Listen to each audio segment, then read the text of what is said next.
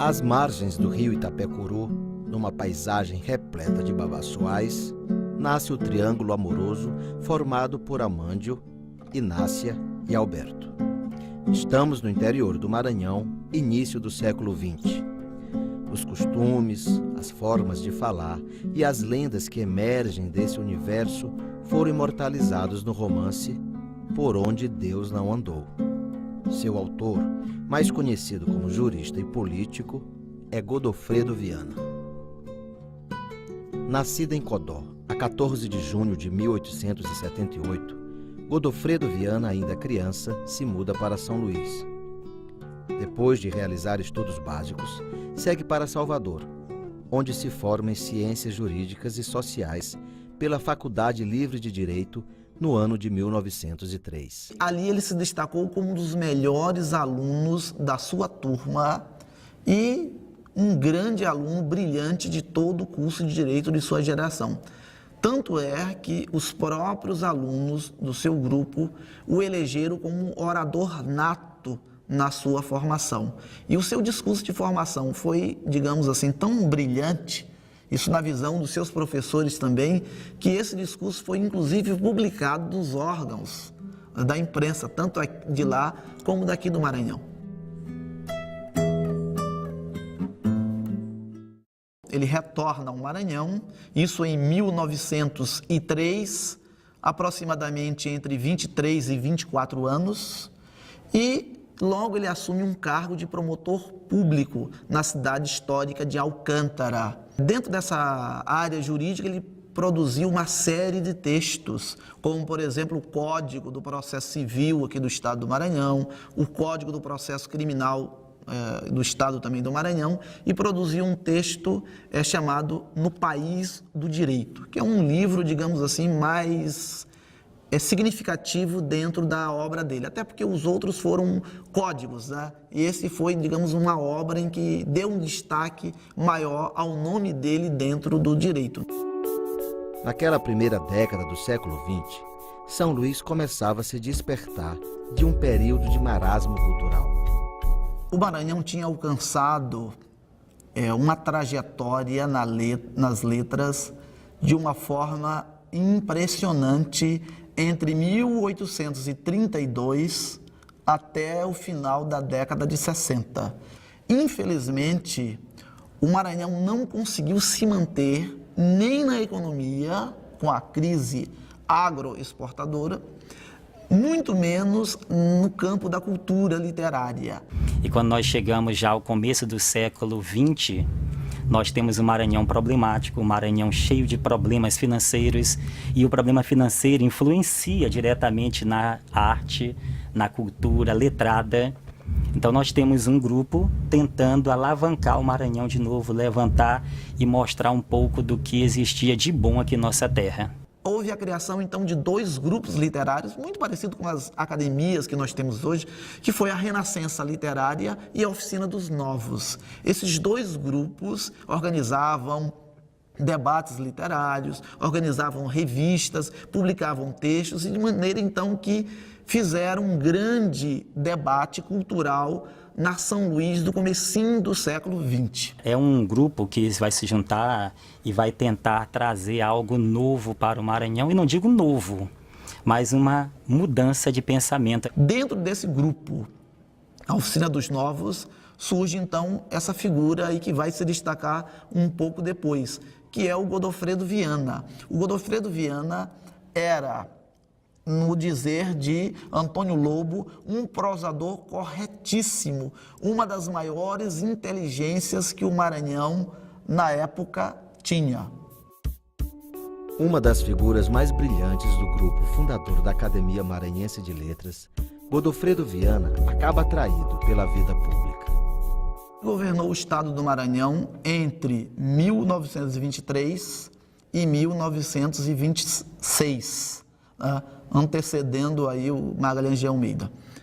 Ele tomou uma série de iniciativas, sobretudo aqui em São Luís do Maranhão, e que deram à capital ares mais modernos. Por exemplo, ele ampliou consideravelmente, para a época, o sistema de água nas casas, ampliou o sistema de esgoto e, sobretudo, criou as bases para a modernização que viria depois a acontecer com a iluminação pública. O Godofredo Viana, ele pode ser vítima da política dentro da literatura. Tinha uma prosa mais ou menos fluida, elegante, embora eu considere também que é muito datada para uma época.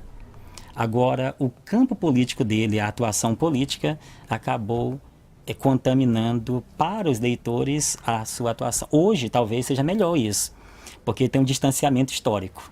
O que podemos dizer que é um autor que buscou, digamos, um estilo mais livre, muito mais voltado para as ações, do que propriamente para uma análise psicológica das personagens, privilegiou muitas vezes uma descrição mais ali própria, relacionada à trama, do que propriamente uma análise psicológica das personagens que compõem o seu mundo literário. Ele era um prosador e demonstrou isso muito bem no romance Por Onde Deus Não Andou, e de maneira que é daqueles escritores que você não consegue buscar uma influência marcante ali dentro. Publicado postumamente em 1946, Por Onde Deus Não Andou é a obra mais conhecida e elogiada de Godofredo Viana. Que é um livro interessante por várias razões. Ele tece algumas críticas à própria história do Maranhão do momento, mostra o Maranhão crescendo e ao mesmo tempo estagnando. É um romance que aborda uma Codó, ainda do começo do século XX, e é bem interessante porque ele traz uma personagem que é da região de Codó, os pais têm fazenda em Codó, e vai visitar a fazenda que é da sua propriedade. E daí, então, o grande interesse dele é fazer um estudo sobre o coco babaçu. Paralelamente a esse estudo, digamos, mais sociológico, em que ele analisa essa questão do coco dentro de Codó, existe um relacionamento, um romance, um triângulo amoroso. Sentado na rede, Amândio tinha os olhos presos na lazarina, que a luz nascente da manhã destacava na parede negra da palhoça.